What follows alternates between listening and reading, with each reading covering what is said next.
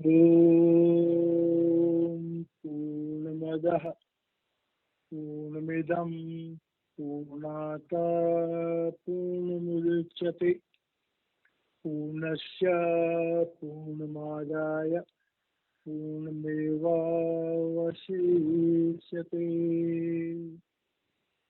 अखण्डमण्डलाकारं व्याप्तं येन चराचरं तत्पदं दर्शितं येन वन्दे श्रीगुरुवे नमः। ॐ शान्तिः शान्तिः शान्तिः। अष्टावक्र गीता 14वां अध्याय राजा जनक द्वारा मुक्त पुरुष की स्थिति का वर्णन। अष्टावक्र जी ये चाहते हैं कि जनक के अंतःकरण में जो रूहानी परिवर्तन आ रहे हैं, जनक उनका पूरा वर्णन करे, जिससे कि अष्टावक्र जी ये देख पाए कि जनक की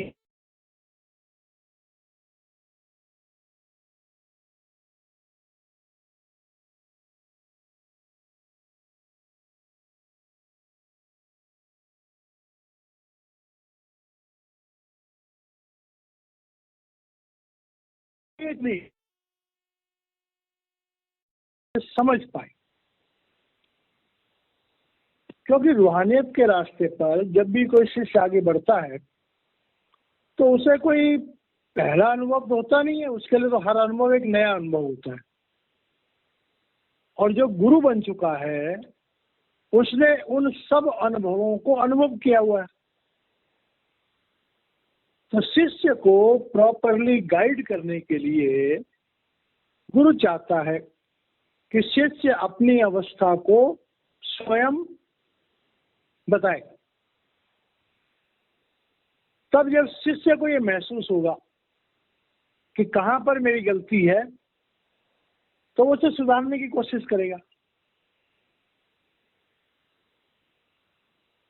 तो इस 14वें अध्याय में जनक जो है अपनी अंदर में जो उनके चेंजेज आ रहे हैं, आत्मिक चेंजेस,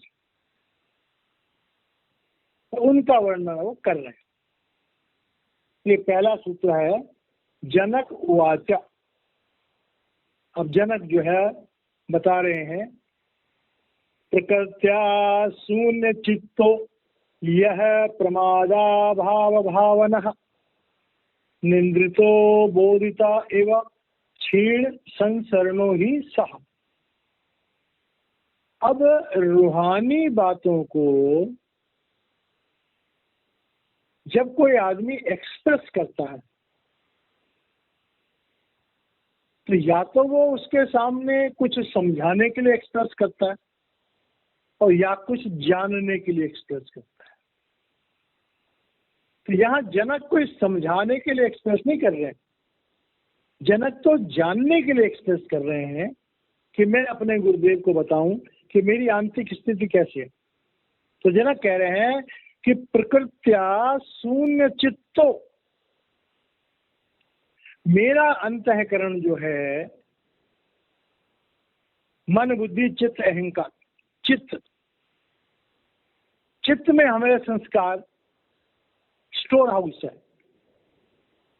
मन के संकल्प और विकल्पों के द्वारा हमारे चित्त में जो भावनाएं होती हैं वो प्रकट होती हैं। तो अंतःकरण जो है तब शांत होता है जब हम संसार की बाहरी अट्रैक्शनों से छूटे, अंतर्मुख हो। तो कह रहे हैं कि भाई अब ये जो अंतःकरण है ये मुझे शून्य लग रहा है, ना नेगेटिव ना पॉजिटिव। यह प्रमादा भावान है।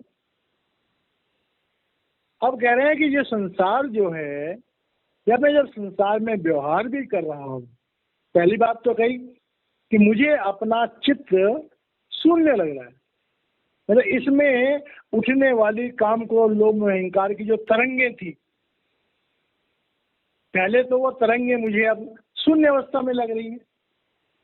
और या फिर मन में कोई विचार उठता भी है, कोई संकल्प उठता भी है, तो वो बुद्धि के पास नहीं जाता।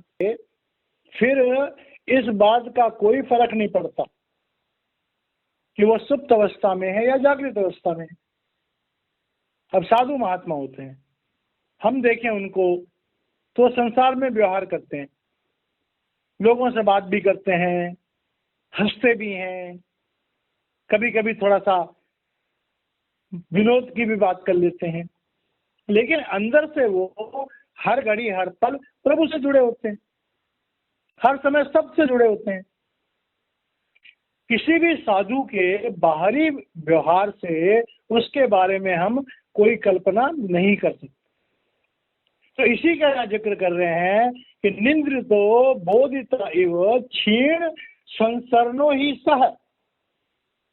तो कह रहे हैं कि जिस तरह से एक इंसान जो कि बाहर से तो जागता हुआ नजर आ रहा है, लेकिन अंदर से उसने मन इंद्रियों को सुप्त अवस्था में पहुंचा दिया, मन इंद्रियां उसकी ठहर गई हैं और उसके लिए संसार की वासनाएं, संसार का कोई महत्व नहीं है। वो तो हर घड़ी हर पल प्रभु के प्यार में मस्त है। इस अवस्था के बारे में मेरे सदगुरु संत दर्शन सिंह महाराज जी का एक शेर है कि मस्त कुन साकी मारा के बेहिसाब, मुजीजा बनुमा देह जामे शराब, मन न ख्वाहम मुत्रिबो कब्बालरा, अंदरूनम नगमह चंगोर बाप। गुरुदेव कहते हैं कि ए प्रभु, ए मेरे गुरुदेव, मुझे ऐसा मस्त कर दो कि मैं तेरे नाम में लीन रहूं और मुझे बाहर के वातावरण का, बाहर की दुनिया का, किसी भी लज्जत का कोई आवश्यकता नहीं। तो मेरे अंदर में वो नगमा बज रहा है, वो दिव्य ध्वनि बज रही है और मैं हर घड़ी हर पल उस ध्वनि से जुड़ा हुआ। तो इस अवस्था का इस पहले सूत्र में राजा जनक जो है वो स्वीकार कर रहे हैं कि ऐ गुरुदेव, मैंने आपकी कृपा से इस अवस्था को प्राप्त कर लिया। अब अगले सूत्र में कह रहे हैं क्व धनानि क्व मित्राणि क्व मे विषय दस्वः क्व शास्त्रम क्व च विज्ञानम यदा में गलिता स्पृहा। अब देखिए कि संसार में जो भी हमारा जीवन है, हमारा जीवन हमारी इच्छाओं पर निर्भर करता है। हमारा संसार हमारे मन में उठने वाली इच्छाओं पर निर्भर करता है। जो हमारी दुनिया में इच्छाएं होती हैं उसी तरह हम प्रयास करते हैं। हमें धन कमाने की इच्छा होती है तो हम बचपन से क्या कहते हैं बच्चों को, पढ़ाई लिखाई करो जिससे तुम्हें अच्छी नौकरी मिले। बड़े कम माता पिता हैं जो बच्चों को ये कहते हैं पढ़ाई लिखाई करो जिससे तुम आत्मज्ञान प्राप्त कर सको। सबका यही कहना होता है पढ़ाई लिखाई करो जिससे तुम अच्छी नौकरी प्राप्त कर सको और सुखी जीवन बिता सको। तो हमारी जो इच्छाएं हैं वही हमें धन प्राप्त करने के लिए प्रेरित करती हैं।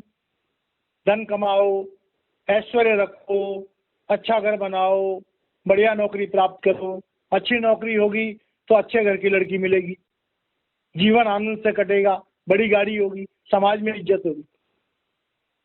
तो हमारे जीवन का जो कॉन्सेप्ट है धन का, वो बड़े कम लोग होते हैं जो कहते हैं धन कमाओ जिससे तुम परमार्थ कर सको, जिससे तुम परोपकार कर सको। कोई बिगड़ रहा होगा। मित्राणी, और मित्र क्या होता है? संसार में हम सहारा ढूंढते। भय करना मनुष्य का स्वभाव है। इनसिक्योरिटी जो है वो मनुष्य के स्वभाव में। हमें मित्रों की जरूरत पड़ती है जिससे हमें सहारा मिले। हमारे अच्छे बुरे टाइम में हमारे मित्र हमारे काम आए। नहीं तो असली मित्र कौन है? परमात्मा। गुरबाणी में आता है कि जिना दिसंदड़िया मेरी दुर्मत बंजे, मित्र असाढ़े सोई। मेरे ध्यान से सुनने वाली बात है कि जिना दिसंदड़िया मेरी दुर्मत बंजे, मित्र असाढ़े सोई। जिन्हें देखने से हमारी दुर्मति दूर हो, जिन्हें देखने से हमारा मन स्थिर हो जाए, हमारा मन पवित्र हो जाए, असली हमारे मित्र वही है। और वो कौन है? हमारा सदगुरु। तो हमारा सदगुरु परमात्मा हमारा असली मित्र है। लेकिन दुनिया में मित्र किसको ढूंढते हैं? क्या हमारे अच्छे रिश्तेदार हों या हमारे हम ख्याल, हमारे ख्यालों से मिलते जुलते जो लोग होते हैं और हमारे लिए अच्छी भावना रखते हैं, हम उन्हें मित्र बनाते हैं। और उसके बाद कहते हैं क्व में विषय दस्वह। अब विषय विकारों को यहाँ पर डाकू की तरह से कहेंगे। हमारी जिंदगी में ये 5 डाकू हैं, काम, क्रोध, लोभ, मोह, अहंकार। ये 5 डाकू हमारी हर समय चोरी कर रहे हैं, हमारी दौलत को लूट रहे हैं। हमारी दौलत कौन सी है? हमारा ध्यान, हमारी आत्मा की बाहरी शक्ति। The outer expression of the soul is attention। हमारा जो ध्यान है वो हमारे आत्मा की आउटर एक्सप्रेशन है। तो हमारे ध्यान को ये 5 डाकू, काम, क्रोध, लोभ, मोह, अहंकार जो है, हर समय हमारी ध्यान रूपी दौलत को लूट रहे। को शास्त्रम। अब शास्त्र जो है वो हमारे आत्मज्ञान की अवस्थाओं का वर्णन है, थ्योरेटिकल वर्णन। तो भाई अगर प्रैक्टिकल हमें पता लग गया, प्रैक्टिकल हमें पता लग गया, जैसे जब तक शादी नहीं होती है लड़के लड़की प्रेम के बारे में बहुत किताबें पढ़ते हैं, बहुत कुछ सुनते हैं। अब किसी लड़की लड़के की शादी हो जाए तब उन्हें प्रेम की किताब पढ़ने की क्या जरूरत है भाई? जब किसी का विशाल यार प्रभु प्रेम, प्रभु प्राप्ति हो जाए, गुरु के नूरी स्वरूप की प्राप्ति हो जाए, तब उसे किताबों को पढ़ने की क्या जरूरत है? तब उन्हें शास्त्रों को पढ़ने की क्या जरूरत है? को विज्ञानम। अब विज्ञान कहते हैं प्रैक्टिकल को। तो शुरू में हमारी जो साधना होती है जिसमें हमें बहुत कष्ट सहने पड़ते हैं, जब हमारी साधना पूर्ण हो जाती है, जब हमें आत्मज्ञान हो जाता है, तब उस प्राइमरी की पढ़ाई की, प्राइमरी साधना की हमें क्या जरूरत है? एक एक्सपर्ट ड्राइवर है जिसको लाइसेंस मिल गया गाड़ी चलाने का, फिर उसे लर्निंग लाइसेंस बनाने की क्या जरूरत है? तो परफेक्ट है। तो कह रहे हैं अब ऐसी मेरी हो गई। ये क्यों हुआ? यदा में गलिता स्पृहा। ऐ गुरुदेव, अब मेरी सारी जो इच्छाएं हैं, अब इच्छाएं समूल नष्ट हो गई हैं। महात्मा बुद्ध ने भी कहा था कि बी डिजायरलेस। बुद्ध भगवान कहते थे कि अगर तुम परमार्थ के रास्ते पे चलना चाहते हो तो अपनी इच्छाओं को मत उठने दो, क्योंकि प्रभु ने तुम्हारे पैदा होने से लेकर के और तुम्हारी मृत्यु तक का सारा हिसाब पहले से तैयार किया है। गुरबाणी में आता है कि शैल पत्थर में जंत उपाया, ताका रिजक आगे कर धरिया। प्रभु जो है पत्थर के अंदर भी अगर एक कीड़े को पैदा करता है तो उसका रिजक, उसके भोजन का पहले अरेंजमेंट करता है। तो जनक कह रहे हैं कि अब मैं इस बात को समझ गया हूँ, है गुरुदेव, आपकी कृपा से जो मैंने आत्मज्ञान प्राप्त किया है, अब मैं समझ गया हूँ कि भाई आत्मा का भोजन तो शब्द है, आत्मा का भोजन तो प्रकाश है, आत्मा का भोजन तो नूर है, आत्मा का भोजन तो अमृतसर का मानसरोवर का जल है जो कि प्रब्रह्म में मिलता है। 3 लोक में आत्मा का भोजन तो है ही नहीं। तो जब आत्मा का भोजन 3 लोकों में नहीं है तो मैं किस चीज की चाह करूं? अब तीसरे सूत्र में कहते हैं विज्ञाते साक्षी पुरुषे च परमात्मने च ईश्वरे नैराश्ये बंध मोक्षे च न चिंता मुक्तये मम। अब कह रहे हैं कि विज्ञाते साक्षी पुरुषे। और साक्षी पुरुषे कहते हैं कि वो परमपिता परमेश्वर जो जिसने अपने अंश रूप में हमारे शरीर में प्रवेश किया। माँ के गर्भ में जब बच्चे का शरीर बन जाता है तब परमात्मा का अंश आत्मा हमारे शरीर में अवतरित होता है। तो शरीर में साक्षी पुरुष कहते हैं अपनी आत्मा को, कह रहे हैं अब मैंने अपनी आत्मा को साक्षात देख लिया है, आपकी कृपा से प्रब्रह्म में मैंने अहम ब्रह्मास्मि का प्रैक्टिकल अनुभव कर लिया। जब मैंने अहम ब्रह्मास्मि का प्रैक्टिकल अनुभव कर लिया है, परमात्मनि च ईश्वर, तो मेरा जो आत्म अंश था, आपने कृपा करके मेरे आत्म अंश को परमात्मा अंश से जोड़ दिया। अब यहाँ एक बात कर रहे हैं कि मैंने प्रभु को जान लिया, जिसे कहते हैं फिना फिल्ला, प्रभु में अभेद होना। तो इस सूत्र से यह लग रहा है कि परमात्मनि च ईश्वर, कि मैंने अपनी आत्मा को जान लिया और आपकी कृपा से आपने मुझे परमात्म ज्ञान के बारे में भी परिपूर्ण तरीके से समझा दिया है। नैराश्य बंध मोक्ष। अब कह रहे हैं कि जब मैं उस अंदर की दिव्य ध्वनि से जुड़ गया, मैं प्रभु की शक्ति से जुड़ गया, मैं आपके अंदर के नूरी स्वरूप से जुड़ गया हूं, तो नैराश्य, अब संसार में मैं किस चीज की आशा करूं, मैं किस चीज की प्राप्ति के लिए प्रयास करूं। अब ये प्रश्न कर रहा है अपने आप से। राजा जनक जो है अपने गुरुदेव के सामने इस बात का इकबाल कर रहे हैं, क्या गुरुदेव, आपकी कृपा से आपने मुझे आत्मज्ञान और परमात्मा ज्ञान का जो अनुभव कराया, तो नैराश्य बंध मोक्ष है। अब मेरे लिए क्या तो बंधन है और क्या मोक्ष है। अब ये बात क्या होती है कि जब हम उस ज्ञान को प्राप्त कर लेते हैं, तब हम ये देखते हैं कि हम बड़ी आसानी से अपनी मन इंद्रियों को समेट सकते हैं, बड़ी आसानी से शरीर से अंदर जा सकते हैं। अब ये एक प्रैक्टिकल बात है, लफ्जों से न कोई समझ सकता है न कोई समझा सकता है, क्योंकि ये अवस्था जो है कि नैराश्य बंध मोक्ष है, कि बंधन से और मोक्ष से अब मुझे कोई मतलब नहीं।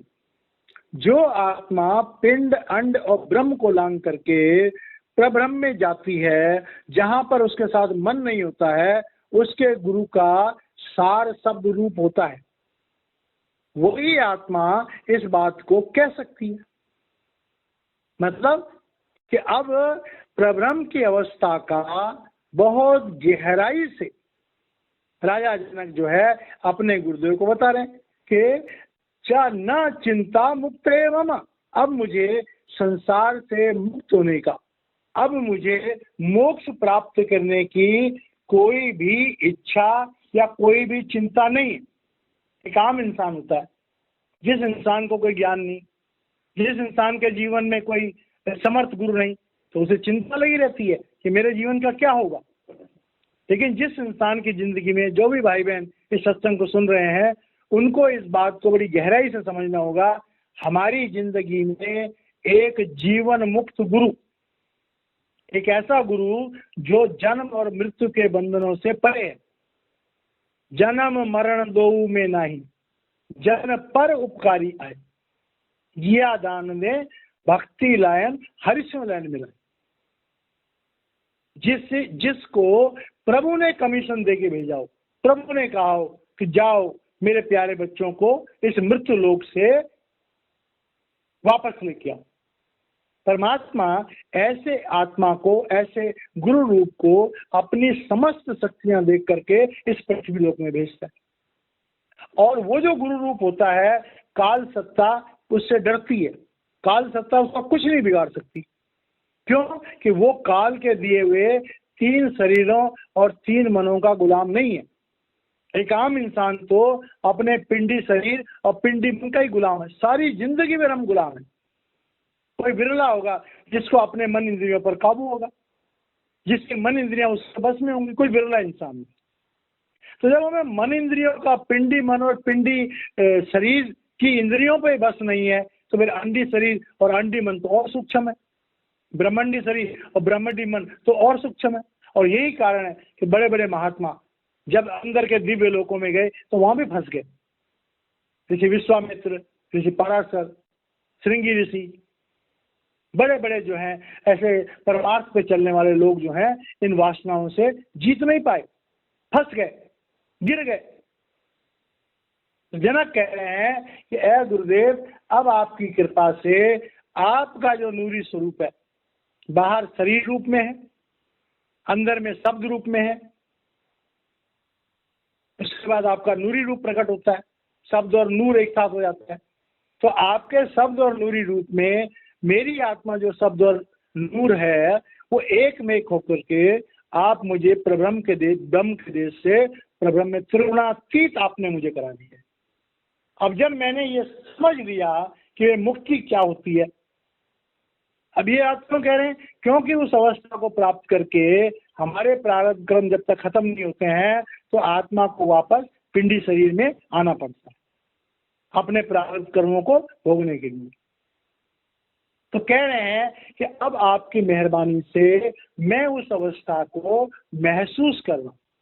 अगले सूत्र में कहते हैं अंतर विकल्प शून्यस्य वही स्वच्छंद चारिण भ्रांतस्य एव दशा तास तास तादृशा एव जानते। अब देखिए ये बात अब बहुत गहराई से कह रहे हैं क्या कि अंतर विकल्प शून्यस्य, जो साधु महात्मा होते हैं, प्रब्रह्म के देश में जाने वाले होते हैं, उनका जो मन है वो पूर्ण रूप से शांत हो जाता है। उनके मन में कोई संकल्प और विकल्प पैदा ही नहीं होते। मन उनका गुलाम होता है। वो हमेशा मन को एक तरफ रख के चलते हैं। जब मन की जरूरत होती है तब वो मन को इस्तेमाल करते हैं, नहीं तो वो शरीर में रहते हुए भी आज्ञा चक्र पे रहते हैं। कम से कम पिंडी मन को तो वो घास भी नहीं डालते। जो सच्चा गुरु होता है वो शरीर में आज्ञा चक्र के नीचे तभी आता है जब उसे शरीर को इस्तेमाल करना होता है, और उतनी देर ही आज्ञा चक्र से नीचे रहता है गुरु जितनी देर उसने उसको इस्तेमाल करना हो। अब गुरु बैठा हुआ बात कर रहा है उसके आत्मा आज्ञा चक्र पे, गुरु आराम कर रहा है उसके आत्मा आज्ञा चक्र पे, गुरु बात कर रहा है उसके आत्मा आज्ञा चक्र पे। जब गुरु ने माना भोजन करना है या उसने स्नान करना है या उसने कोई और काम करना है, उस समय थोड़ी बहुत तवज्जो नीचे आ जाती है, नहीं तो तवज्जो नीचे आती नहीं है। एक सच्चे आत्मज्ञानी की तवज्जो हर समय आज्ञा चक्र पर रहती है, उससे नीचे आती नहीं। तो जब तवज्जो नीचे आएगी नहीं तो संकल्प और विकल्प जो है वो स्थूल रूप में तो हमारे पिंडी शरीर और पिंडी मन उसमें होते हैं। जब हमने इन बाहरी इंद्रियों को इस्तेमाल करना ही नहीं है, और करना भी तब है जब क्षण मात्र की हमें जरूरत है।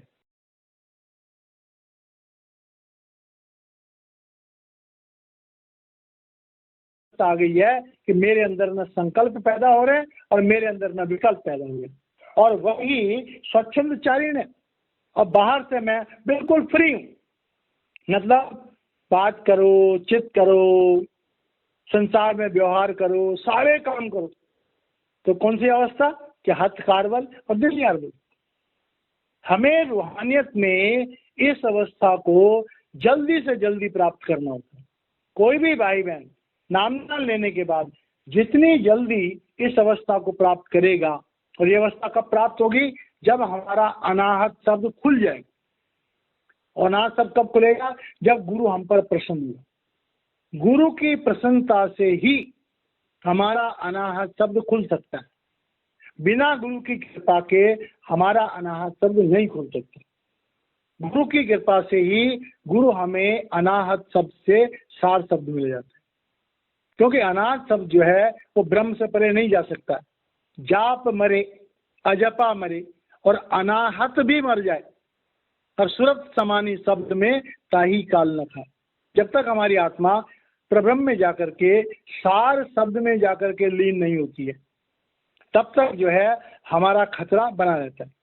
हुजूर बाबा सावन सिंह जी महाराज अपनी किताब परमार्थी पत्र में लिखते हैं कि जिस भाई बहन को बड़े घंटे की आवाज बड़ी जोर जोर से सुनाई देती है, इतनी जोर से सुनाई देती है कि ऐसा लगता है कि मन टुकड़े टुकड़े हो जाएगा, और उसके बाद जिस भाई बहन को बांसुरी की आवाज सुनाई देती है तो समझ लो कि उसकी पहुंच जो है प्रभु के पास से त्रिगुणातीत अवस्था में होने वाली है। मन इंद्रियों से छुड़ाने वाली जो ताकत है बड़े घंटे की आवाज है और बांसुरी की आवाज। ऐसा हुजूर बाबा सावन सिंह महाराज जी ने अपने परमार्थी पत्र भाग 2 में ये लिखा है। तो इस तरह से जो है कि भाई हम जब देखते हैं कि किसी शिष्य के ऊपर गुरु की कृपा होती है तब ये अवस्था आती है। तब ऐसा इंसान जो है बड़ा बेफिक्र रहता है, दुनिया सोचता है ये तो बड़ा मस्त है, लेकिन अंदर से वो बड़ा समझदार है। वो एक पल के लिए भी प्रभु से अलग नहीं होता और बाहर से दिखाता है कि मुझे कोई फिक्र ही नहीं है। तो कहते हैं भ्रांतस्य एव दशा, और इसने वो संसार में भिन्न भिन्न अवस्थाओं में, जैसा नहीं है कि वो जाके गुफा में बैठ जाए। अब महाराज जी हैं मौजूदा सदगुरु संत राजेंद्र सिंह जी महाराज, तो संसार में व्यवहार करते हैं, अपने रिश्तेदारों के यहाँ भी जाते हैं, शादी ब्याह में भी शामिल होते हैं। अब कहीं शादी ब्याह हो रहा है, लोग सोच रहे हैं कि महाराज जी शादी ब्याह में, अरे महाराज जी तो 24 घंटे प्रभु के साथ जुड़े हुए हैं, मुस्कुरा भी रहे हैं, इधर भी देख रहे हैं, उधर भी देख रहे हैं, सब नाटक है। अंदर से हर घड़ी हर पल वो प्रभु से जुड़े हुए हैं।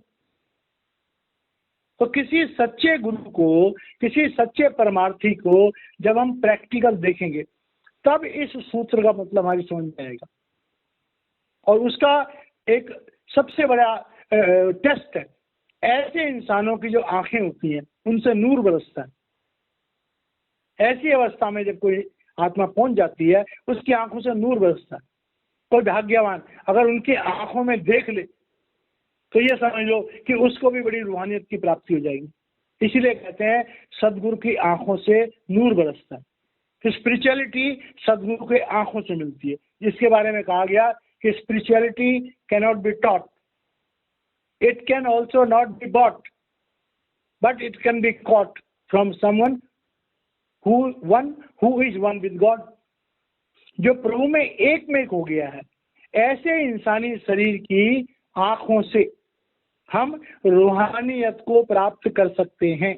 सबसे आसान तरीका है कि किसी जिंदा सदगुरु के सत्संगों में जाओ और एक टक होकर के उसकी आंखों में देखते रहो। हजारों घंटे भजन सिमरन करके वो दौलत प्राप्त नहीं होगी जो सदगुरु के सत्संग में जाकर के एक टक उसकी आंखों में देखते रहो, एक टक उसके माथे को देखते रहो। अगर कोई इंसान 1 घंटा बिल्कुल एकाग्र होकर के सदगुरु की आंखों में देख ले तो सैकड़ों घंटे भजन का फल उसको उस एक सत्संग में मिल जाए। तो कह रहे हैं कि भाई जो आत्मज्ञानी है वे संसार में रहते हैं, अलग अलग किस्म के वातावरण बनते हैं, वो हर वातावरण में प्रभु से जुड़ा हुआ। कई बार तो घर के लोग जो हैं वो तो साधारण होते हैं, अब घर के लोग आपस में तर्क वितर्क कर रहे हैं, सदगुरु सामने बैठे हुए हैं, खूब शोर हो रहा है, अब वो सब सदगुरु की तरफ देख करके बात कर रहे हैं, लेकिन सदगुरु की आंखें उन्हें देख रही हैं, अंदर से सदगुरु जो है प्रभु से जुड़े हुए हैं। और ये तजुर्बा इस दास का सौभाग्य है कि कृपाल आश्रम में मौजूदा सदगुरु संत राजेंद्र सिंह महाराज जी के सानिध्य में कई साल आश्रम में सेवा करने का दास को मौका मिला। और दास ने ये देखा कि महाराज जी मौजूदा सदगुरु हर समय अपने उस नूरानी रूप में, उस नूर में लीन रहते हैं। और यही हाल मेरे सदगुरु संत दर्शन सिंह महाराज जी का था। सौभाग्य से जब महाराज जी से कभी नजदीकी मुलाकातें हुई तो वो दौलत जो गुरुदेव ने अपने इन नालायक शिष्यों को अपने नजरों से दी, वो आज तक जीवन का एक बहुत ही कीमती क्षण बन के रह गया। तो इस तरह से जो है कह रहे हैं कि भाई जो ऐसा इंसान होता है उसकी अलग अलग अवस्थाओं में अलग अलग स्थिति होती है और उसको आम इंसान जान नहीं सकता। कहते हैं तांस तान दृष्टा एवं जायते, एक आत्मज्ञानी ही दूसरे आत्मज्ञानी को जान सकता है। आत्मज्ञानी की अवस्था को आत्मज्ञानी ही जान सकता है। वेद ग्रंथ गुरु हट है जिस लग भवजर पार उतारा, सदगुरु वाजही न बुझही जिच्चा धरे न प्रभु उतारा। जब तक हमारे अंदर में वो परमात्मा की शक्ति जागृत नहीं होगी, सबो घट मेरे साइया सुंजी सेज ना कोई, बलिहारी व घट की जागट प्रगट हो। तो जनक कह रहे हैं, ए प्रभु, ए मेरे गुरुदेव अष्टावक्र जी को, अब मेरे अंदर में प्रभु का वो नूर जो है वो प्रकट हो चुका है और हर घड़ी हर पल प्रभु का शब्द रूप और प्रभु का नूरी रूप जो है वो मेरी आत्मा को बांधे रखता है। और असल में वो आप ही हैं, वो गुरु का ही नूरी स्वरूप होता है और गुरु का ही शब्द स्वरूप होता है। जब तक हम ब्रह्म में रहते हैं वो स्वरूप अनाथ शब्द के रूप में होता है। जब हमारे आत्मा ब्रह्म में जाती है तो गुरु सार शब्द रूप में हो जाते हैं। जब हम प्रब्रह्म को लांघते हैं सचखंड में वो सत शब्द के रूप में हो जाते हैं।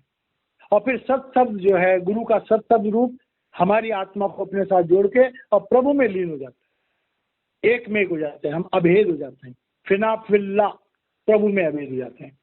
तो अब इस बात का इकबाल यहाँ ये कर रहे हैं, जनक जी कर रहे हैं कि आपने मुझे इन अवस्थाओं का जाति अनुभव करा दिया है। ऐ गुरुदेव, आपकी बहुत बहुत बहुत मेहरबानी, मैं आपका बहुत बहुत शुक्रिया करता हूँ। तो इन सूत्रों को पढ़ करके हमारे जो हमें शिक्षा मिलती है कि जो भी रूहानियत के मुतलासी हैं, रूहानियत के जिज्ञासु हैं, उनके जीवन में एक सच्चा गुरु जरूर होना चाहिए। गुरु ऐसा होना चाहिए जो हमें आत्मज्ञान की शिक्षा दे, प्रभु के जानकारी रखता हो, हमें प्रभु से जोड़ सकता हो। नाम लेने के बाद हमें गुरु के द्वारा वो अनुभव होना चाहिए शब्द और प्रकाश का, जिससे हमारी आत्मा जो है वो मनुष्य जीवन से नीचे ना जाए। 5 नाम का सिमरन हमें मिलना चाहिए, जिससे हम अपने शरीर के 5 चक्रों को उस दिव्य शब्द के द्वारा जो है उसको लांघ सके। हमारे जीवन में सच्चा और सच्चा जीवन होना चाहिए। हक हलाल की कमाई हमें खानी चाहिए। कमाई का 10वां हिस्सा, समय का 10वां हिस्सा परमार्थ में लगाना चाहिए। अपने जीवन की पड़ताल करनी चाहिए। अपनी गलतियों को रोज नोट करना चाहिए। आज जो गलती हो गई है कल वो नहीं होनी चाहिए।